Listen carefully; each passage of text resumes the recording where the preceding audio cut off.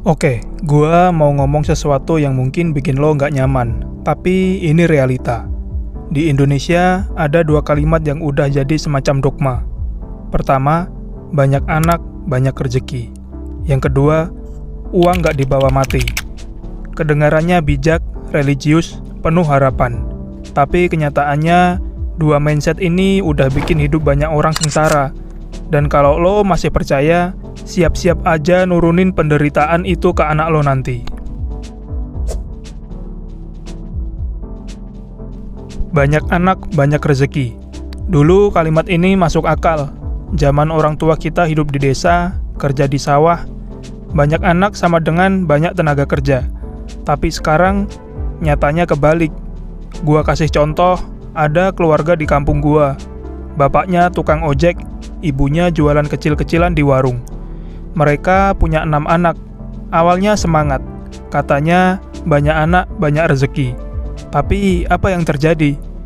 Anak pertama harus berhenti sekolah karena bantuin bapaknya cari duit. Anak kedua nikah buru-buru karena hamil di luar nikah. Anak yang lain, beberapa bahkan gak bisa lanjut sekolah SMP karena biaya habis buat makan sehari-hari. Jadi banyak anak bukan bikin rezeki nambah, tapi malah bikin rezeki yang ada makin tipis dan terpecah-pecah. Dan ini bukan kasus 1-2 orang. Data stunting Indonesia tahun 2023 bilang 1 dari 5 anak tumbuh kerdil karena kurang gizi. Itu artinya banyak anak yang lahir, tapi nggak ada yang benar-benar keurus. Sekarang kita bahas kalimat kedua. Uang nggak dibawa mati. Sering banget orang pakai ini buat ngebela gaya hidupnya. Contoh nyata lagi, ada temen gua nikahnya gede-gedean. Gedung mewah, undangan ribuan, dekorasi kayak kerajaan. Gua tanya, wah, duit dari mana bro? Dia bilang, nggak papalah, utang dulu, nanti bisa dicicil. Hasilnya, setelah pesta selesai, cicilan numpuk, rumah tangga baru mulai udah pusing mikirin utang. Dan lo tahu apa yang bikin nyesek? 3 tahun kemudian cerai karena ekonomi gak beres. Nah, itu yang gua maksud. Kalimat uang gak dibawa mati sering banget dijadiin alasan untuk hidup boros. Padahal realitanya gini, memang uang gak dibawa mati. Tapi kalau lo gak punya uang, lo bisa mati sebelum waktunya. Lo sakit, gak bisa bayar rumah sakit, ya akhirnya mati. Kalau lo nggak bisa makan layak dan kena penyakit, ujung-ujungnya juga mati. Jadi jangan asal pakai kalimat itu buat ngerusak hidup sendiri.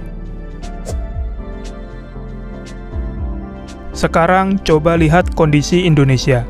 Penduduk gede banget, tapi kualitas SDM masih kalah jauh dibanding negara lain.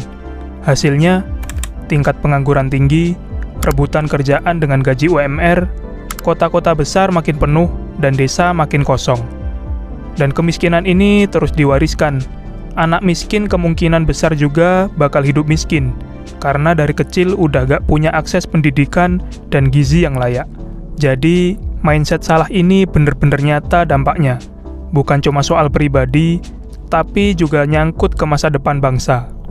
Sekarang gua kasih solusi biar lo gak kejebak siklus yang sama. Yang pertama, kendalikan jumlah anak.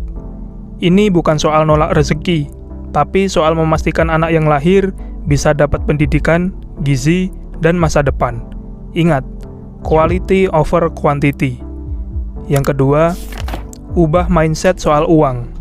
Uang emang gak dibawa mati, tapi bisa dipakai untuk 3 hal penting.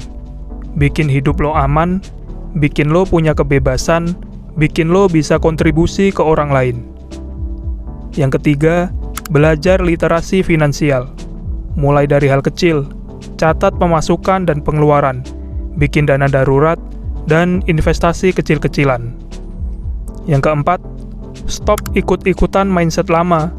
Apa yang relevan di zaman dulu belum tentu cocok buat zaman sekarang. Kalau lo masih kekeh pakai pola pikir usang, ya jangan kaget hidup lo nggak pernah maju. Gua tahu, topik ini mungkin sensitif. Banyak orang yang mungkin bakal tersinggung, tapi lebih baik sakit hati sekarang daripada hidup sengsara selamanya. Ingat, banyak anak nggak otomatis banyak rezeki. Uang memang nggak dibawa mati. Tapi kemiskinan bisa diwariskan kalau lo salah kelola hidup. Jadi sekarang, pilihannya ada di tangan lo. Mau terus pelihara mindset lama dan hidup pas-pasan, atau lo mulai berani ubah cara pikir biar generasi lo berikutnya punya hidup yang lebih baik? Pikirkan secara matang, bro. Sampai jumpa di pikiran selanjutnya.